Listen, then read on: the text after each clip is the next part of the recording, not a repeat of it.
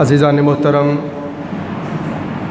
الحمدللہ ثم الحمدللہ، ماہ رمضان المبارک کی آمد ہے۔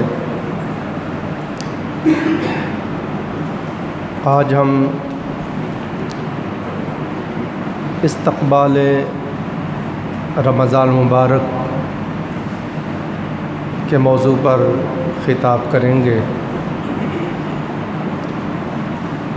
رمضان شریف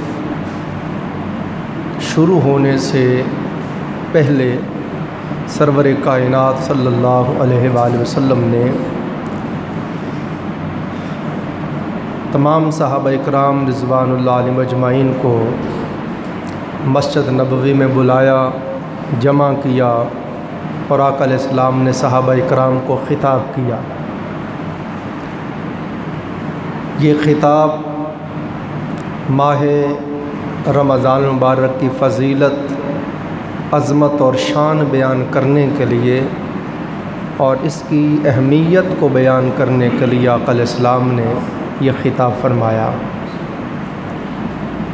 رمضان شریف شروع ہونے سے پہلے رمضان شریف کی فضیلت اور اہمیت کے اوپر خطاب کرنا یہ سنت مصطفیٰ صلی اللہ علیہ وآلہ وسلم ہے۔ حضرت سلمان فارسی رضی اللہ تعالیٰ عنہ اس حدیث کے راوی ہیں۔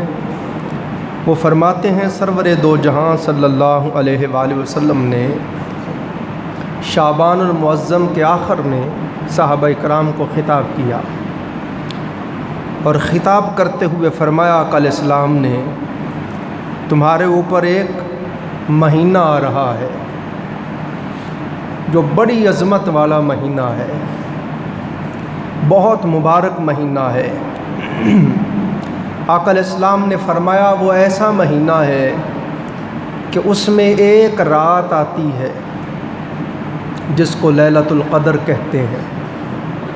فرمایا جس کو وہ لیلۃ القدر کی رات مل جائے اور وہ اس رات عبادت کرے، فرمایا اس کا لیلۃ القدر کی رات عبادت کرنا، اس کی وہ ایک رات کی عبادت 1000 مہینوں کی عبادت سے افضل ہے۔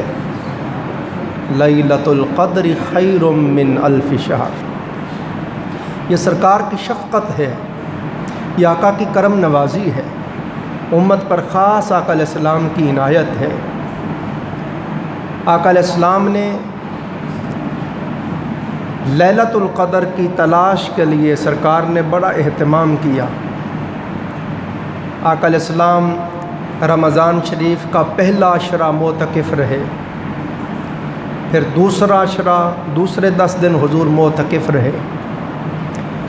جب 20 دن ہو گئے اور تیسرا عشرہ شروع ہونے لگا تو آقا علیہ السلام نے اپنے خیمہ اقدس سے، وہ جو خیمہ لگایا ہوا تھا مسجد میں، اس میں سے سرکار نے اپنا چہرہ انور باہر نکالا اور صحابہ اکرام سے فرمایا، میرے صحابہ، میں نے لیلۃ القدر کی تلاش میں پہلا عشرہ اعتکاف کیا اور ہر رات ساری رات جاگتا رہا، وہ رات مجھے نہیں ملی۔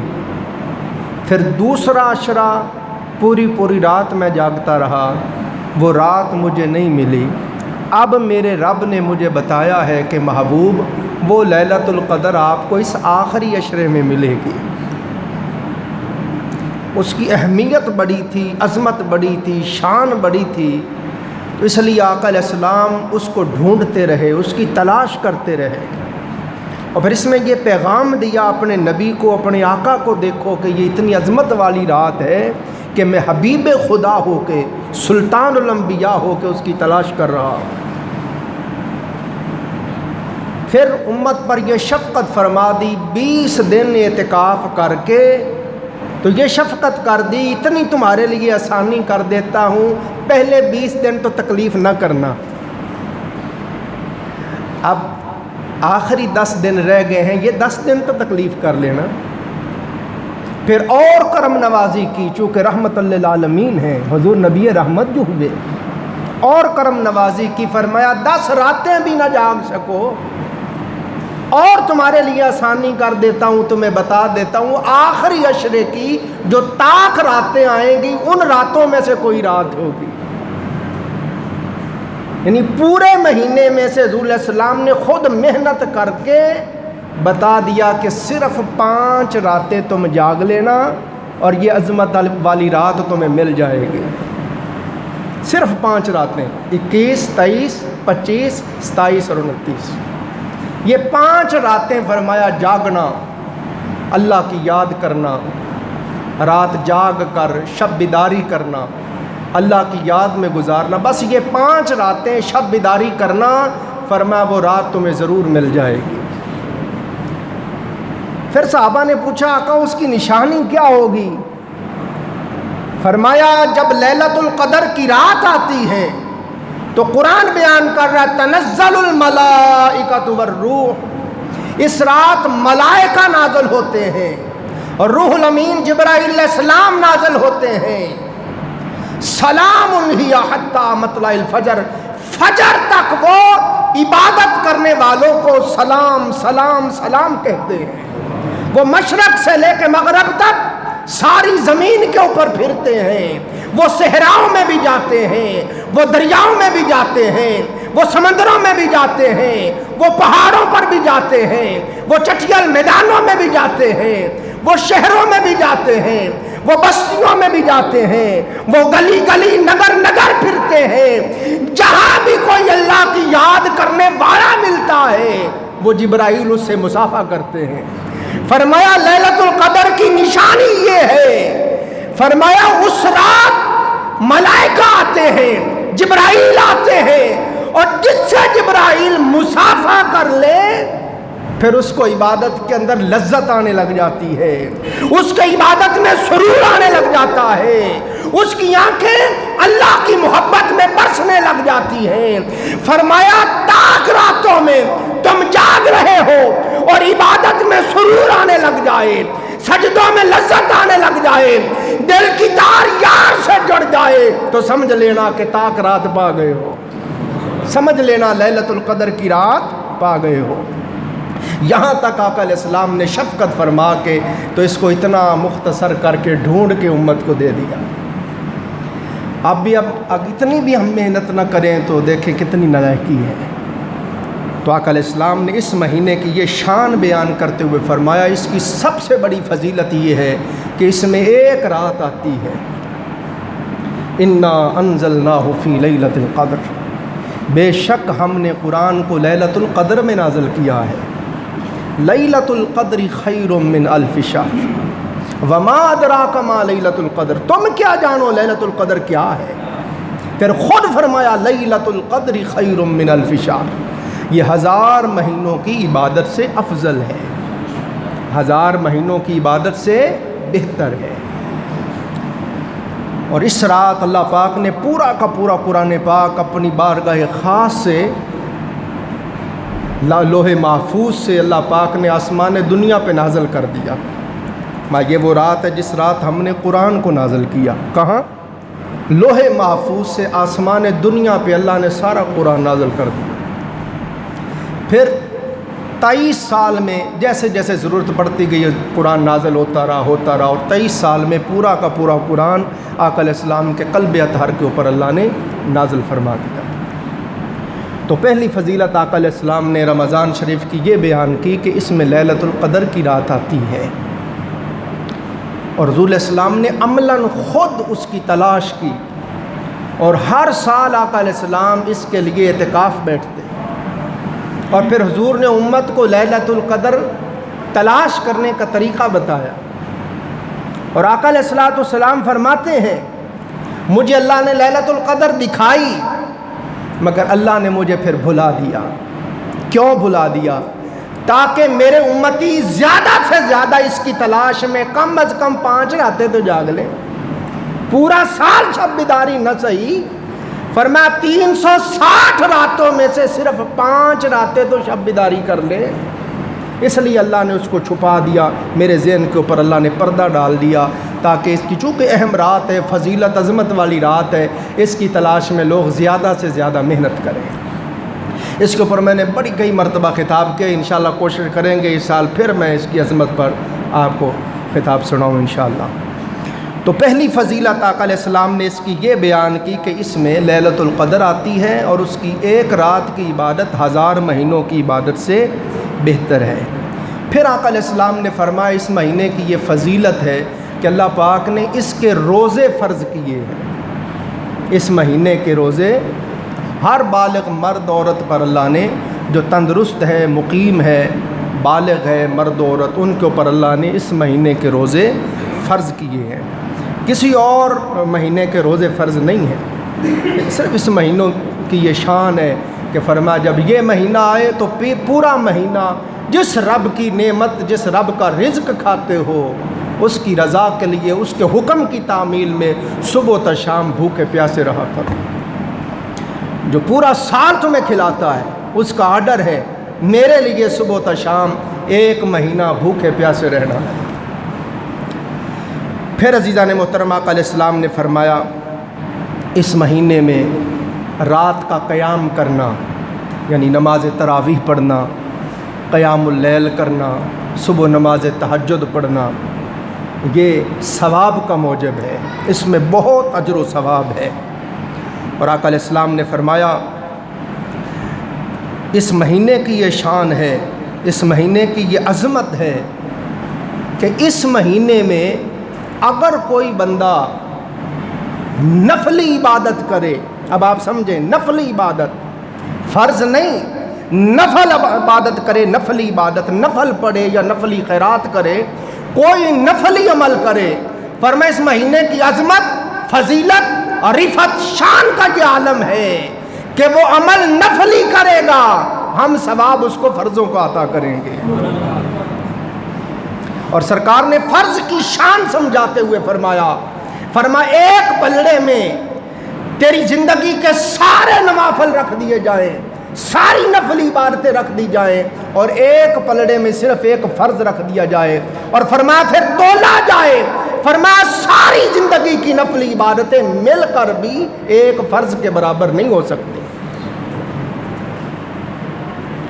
تو فرض کی یہ شان ہے، فرمایا اس مہینے میں کوئی نفلی عبادت کرے، اجر ہم اس کو فرضوں کا عطا کریں گے، اور فرمایا کوئی فرض ادا کرے، فرض ایک ادا کرے گا، ہم اس کو ثواب 70 گنا عطا فرمائیں، 70 گنا ثواب عطا فرمائیں گے۔ پھر حضور نبی اکرم صلی اللہ علیہ وآلہ وسلم نے فرمایا یہ مہینہ صبر کا مہینہ ہے، یہ مہینہ صبر کا مہینہ ہے۔ کئی لوگ روزہ رکھ لیتے ہیں، پھر سارا دن بڑا روزہ لگ رہا ہے جی، بہت تباہی ہو گئی جی۔ فرمایا صبر کر، میرے لیے رکھا ہے، صبر کر، باویرا نہ کر، زبان پہ شکوہ نہ لا، شکایت نہ لا، صبر کر۔ اور صابرین کی شان بیان کرتے ہوئے فرمایا ان اللہ مع الصابرین، بے شک اللہ صبر کرنے والوں کے ساتھ ہے۔ اور ہر عمل کے لیے جب اجر کی بات کی تو ہر عمل کے لیے اجر کی مقدار بیان کی، یہ عمل کرے گا یہ دوں گا، یہ عمل کرے گا یہ دوں گا، یہ عمل کرے گا یہ دوں گا، مگر جب صبر کی بات آئی فرمایا انما یوفی الصابرون اجرہم بغیر حساب، فرمایا اے صبر کرنے والے، صبح تا شام میری رضا کی خاطر بھوکے پیاسے رہنے والے، اور راتوں کو میری خاطر اپنے آرام دہ بستر کو چھوڑ کر، نیندیں قربان کر کے، کبھی نماز تراویح میں کھڑے ہو کے صبر کرنے والے، کبھی تہجد کے لیے صبر کرنے والے، پوری رات جا کر میرے لیے صبر کرنے والے، ہر عمل کی جزا فرمایا ایک مقدار کے مطابق دوں گا، مگر اے صبر کرنے والے تجھے اتنا اجر عطا کروں گا، اتنا اجر عطا کروں گا کہ فرمایا اس اجر کو کوئی شمار ہی نہیں کر سکتا ہے، اس اجر کو کوئی شمار ہی نہیں کر سکتا، وہ پیمانوں میں نہیں آ سکتا، وہ تول میں نہیں آ سکتا۔ میں بے شمار بے حد و حساب صابرین کو اجر اور ثواب عطا فرماتا ہوں۔ تو فرمایا یہ مہینہ صبر کا مہینہ ہے، اور آقا علیہ الصلوۃ والسلام نے فرمایا پھر یہ مہینہ غم خواری کا مہینہ ہے۔ فرمایا دیکھو نا، فرمایا روزے رکھنے والوں، اے رمضان کی تراویح پڑھنے والوں، نمازیں پڑھنے والوں، تلاوت کرنے والوں، سارے اعمال کرنے والوں سن لو، عید پہ آؤ گے مزدوری لینے کے لیے، عید کی نماز کے لیے آؤ گے پورے مہینے کا اجر اور ثواب لینے کے لیے، فرمایا میری بارگاہ میں نماز عید کے لیے بعد میں آنا، پہلے صدقہ فطر ادا کر کے آنا، صدقہ تاکہ غریب بھی اچھے کپڑے پہن سکیں، غریب بھی اچھا کھانا کھا سکیں۔ فرمایا جب افطاری کا اہتمام کرو تو جہاں اپنے لیے 10 چیزوں کا کرو تو کم از کم 1-2 چیزیں غربا کے لیے بھی کرو۔ تو فرمایا یہ غم خواری کا مہینہ ہے، غریبوں کے ساتھ جتنی توفیق ہو سکے غم خواری کرو، مدد کرو۔ پھر آقا علیہ السلام نے فرمایا جو شخص کسی روزہ دار کو روزہ افطار کروائے گا، ہمدن گوش ہو کے محبت سے سنیں، یہ رمضان کے شروع ہونے سے پہلے رمضان کی شان سنا رہا ہوں تاکہ ہم سب اس سے پہلے مستعدی اختیار کر لیں، تیار ہو جائیں۔ اور یہ آقا علیہ السلام کی سنت مبارکہ ہے، سرکار صحابہ کرام کو پہلے تیار کرتے، فرماتے قبر بستہ ہو جاؤ، سستی غفلت اتار دو، کہلی ختم کر دو، اللہ کی رحمتوں کا می برسنے والا ایسا مہینہ آ رہا ہے جس میں شب و روز دن رات ہمہ وقت اللہ کی رحمتوں کا می برستا ہے، اس میں 1 سیکنڈ بھی غفلت میں نہ گزارنا۔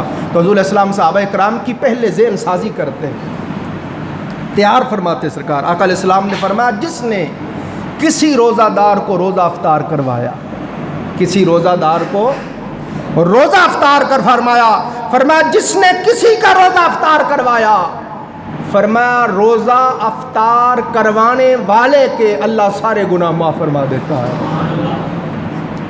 سرکار نے فرمایا نہ صرف اللہ اس کے سارے گناہ معاف کر دیتا ہے، اس کو دوزخ سے آزاد کر دیتا ہے، کسی ایک بندے کو روزہ افطار کروا دے۔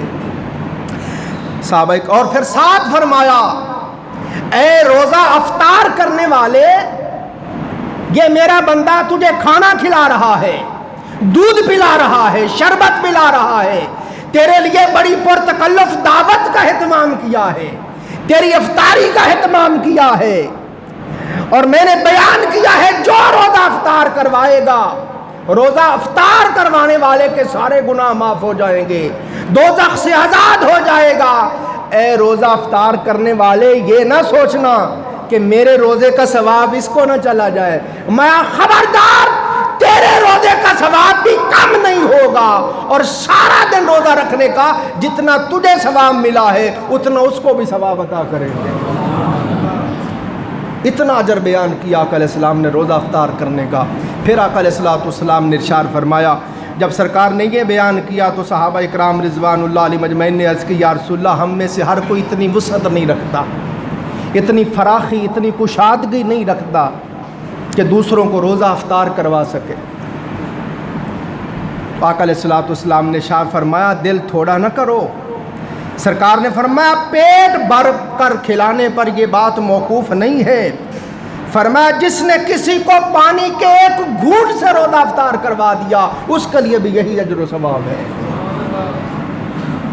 صحابہ اکرام نے عرض کیا اگر پانی بھی نہ ہو، فرمایا لسی سے روزہ افطار کروا دے پھر بھی یہی ثواب ہے، فرمایا کھجور سے روزہ افطار کروا دے پھر بھی یہی اجر و ثواب ہے۔ اور پھر آقا علیہ السلام نے ساتھ فرمایا جو بندہ کسی کو افطاری کے وقت پیٹ بھر کے کھانا کھلائے، پانی پلائے، سرکار نے قیامت کے دن اللہ پاک اس کو میرے حوض کوثر سے جام کوثر پلائے گا، اور جس کو 50,000 سال کے برابر قیامت کا دن ہوگا، دنیا کے 50,000 سال کے برابر قیامت کا ایک دن ہوگا، اس ایک دن میں ہی ازل سے اب تک سب حساب کتاب ہوں گے۔ فرمایا 50,000 سال کے برابر دن ہوگا، سورج سر پہ آ جائے گا، زمین آگ کی طرح گرم ہو جائے گی، لوگ پسینوں میں ڈوب رہے ہوں گے، ہر سو نفسی نفسی کی پکار ہوگی۔ فرمایا اے بندے اس دن جس نے کسی کو روزہ افطار کروایا، اللہ روزہ افطار کروانے والے کو میرے حوض کوثر سے جام کوثر پلائے گا، اور جس کو میرے حوض سے جام کوثر مل جائے گا پھر وہ جنت میں داخل ہونے تک کبھی بھی اس کو پیاس نہیں لگے گی۔ یہ آقا علیہ السلام نے عظمت اور شان بیان فرمائی ہے اور روزہ افطار کروانے کی۔ پھر سرور کائنات صلی اللہ علیہ وآلہ وسلم نے ارشاد فرمایا اس مہینے کا پہلا حصہ، پہلا عشرہ، عشرہ رحمت ہے، رحمت کا عشرہ ہے۔ دن رات، پہلے 10 دن دن رات اللہ کی خوب رحمت برستی ہے۔ دوسرا عشرہ فرمایا مغفرت کا عشرہ ہے، دن رات اللہ گناہگاروں کو بخشتا ہی رہتا ہے، بخشتا ہی رہتا ہے، بخشتا ہی رہتا ہے۔ نماز پڑھنے والوں کو بخش دو، روزہ رکھنے والوں کو بخش دو، تلاوت کرنے والوں کو بخش دو، استغفار کرنے والوں کو بخش دو، اور روزہ افطار کروانے والوں کو بخش دو۔ فرمایا دوسرے عشرے میں ہمہ وقت اللہ پاک بخشش ہی فرماتا رہتا ہے۔ اور تیسرا عشرہ فرمایا دوزخ سے آزادی کا ہے۔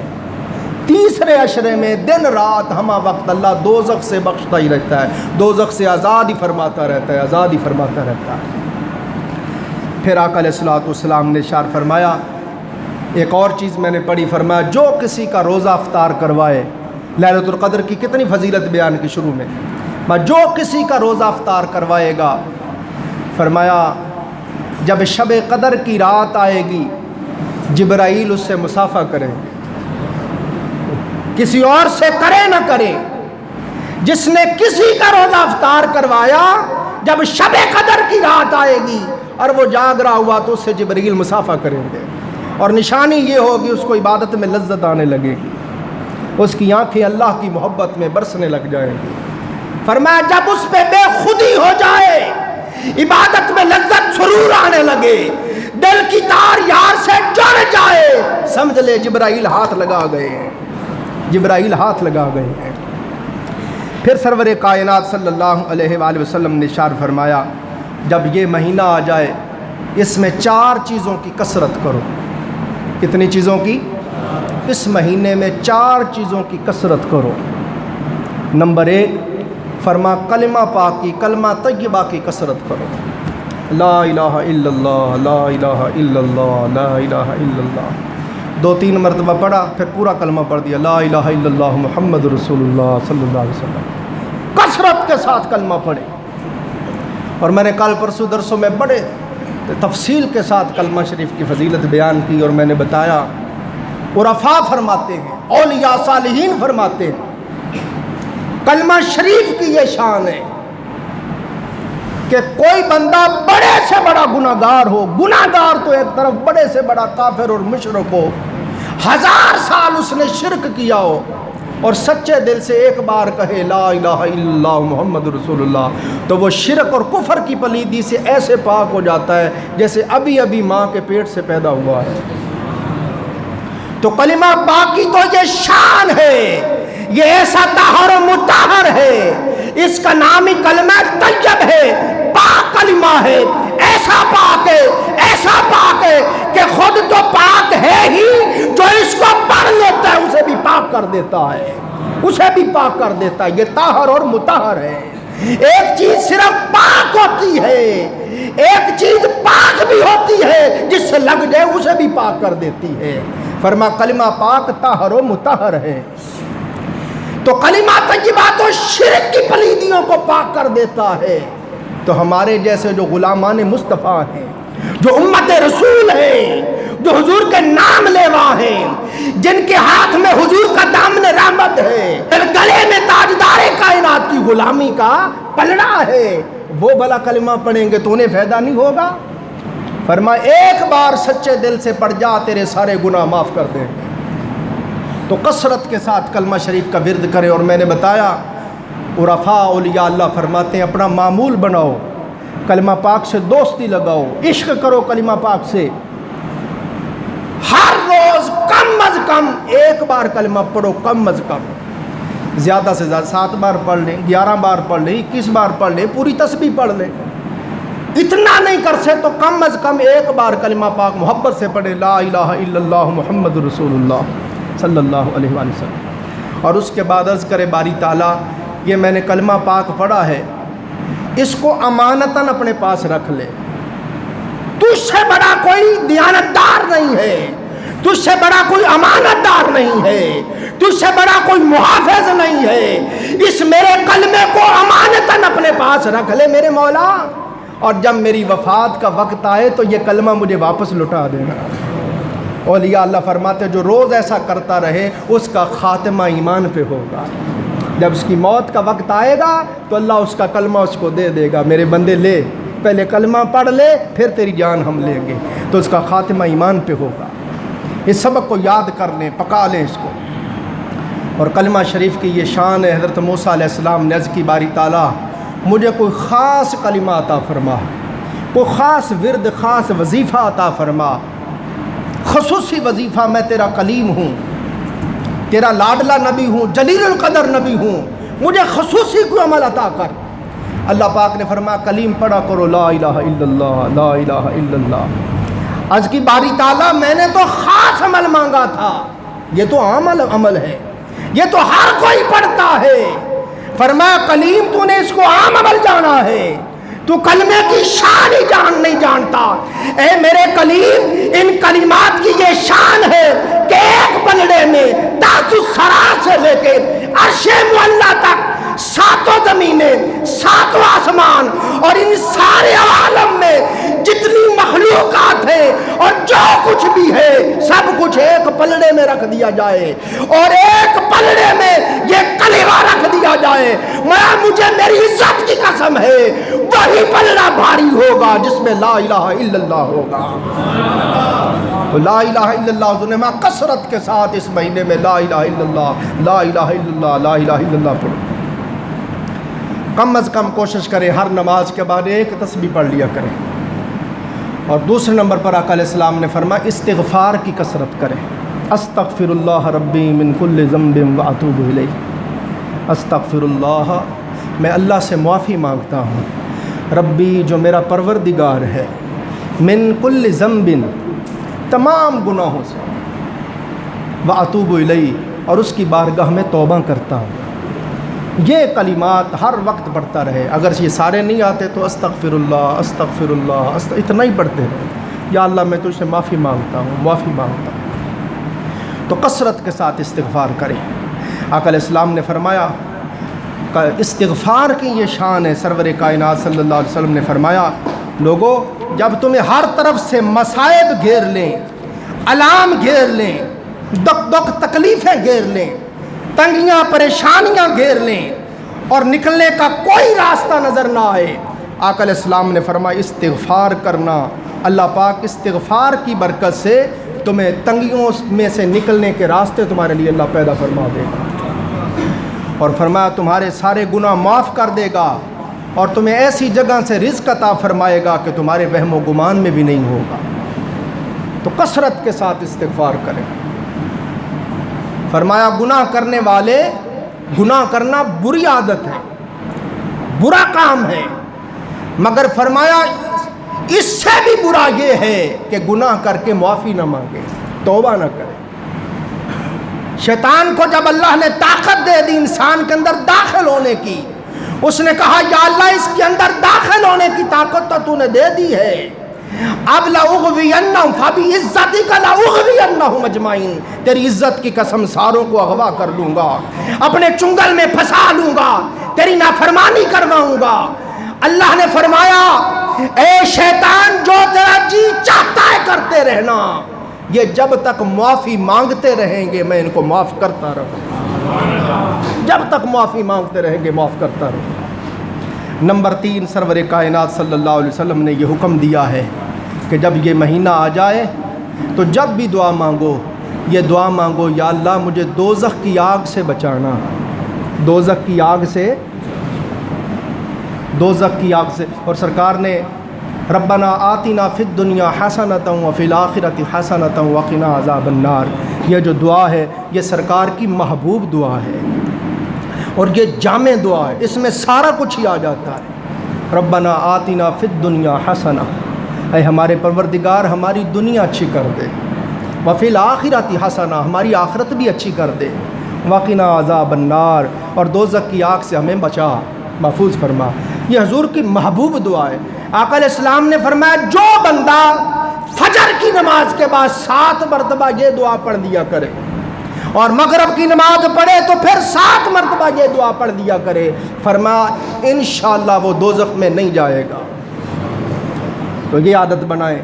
तो इसमें हुजूर ने फरमाया कसरत के साथ जब भी नमाज पढ़ के दुआ मांगो, रोज़ा अफ्तार करते हुए दुआ मांगो, सहरी करके दुआ मांगो, तिलावत करके दुआ मांगो, इस्तिग़फ़ार करके दुआ मांगो, दरूद व सलाम पढ़ के दुआ मांगो।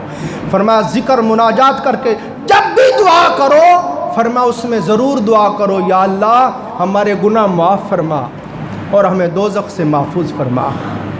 और नंबर 4 आका अलैहिस्सलाम ने फरमाया जब भी दुआ मांगो जन्नत की दुआ मांगो, या अल्लाह हमें जन्नत में दाखिल फरमाना। और इस दुआ में भी उलमा का तरीक़ है जो मैंने पढ़ा, रब्बना आतिना फिद दुनिया हसनतम व फिल आखिरति हसनतम व क़िना अज़ाबन्नार, और एंड पे उलमा का तरीक़ा है वो पढ़ते हैं वअदखिलनल जन्नत मअल अबरार, या अल्लाह अपने नेक बंदों के साथ, अपने अबरार नेक बंदों के साथ हमें जन्नत में दाखिल फरमा, अपने सालिहीन बंदों के साथ हमें जन्नत में दाखिल फरमा। जब भी ये दुआ पढ़े रब्बना आतिना फिद दुनिया हसनतम व फिल आखिरति हसनतम व क़िना अज़ाबन्नार, साथ पढ़ ले वअदखिलनल जन्नत मअल अबरार, दोज़ख से महफूज फरमा और अपने नेक बंदों के साथ हमें जन्नत में दाखिल फरमा। तो ये 4 चीज़ों का आका अलैहिस्सलाम ने हुक्म दिया, कसरत के साथ एहतिमाम करना। अल्लाह ताला मुझे भी अमल की तौफ़ीक़ अता फ़रमाए, आपको भी अमल की तौफ़ीक़ अता फ़रमाए। व आखिरु दावाना अल्हम्दुलिल्लाहि रब्बिल आलमीन।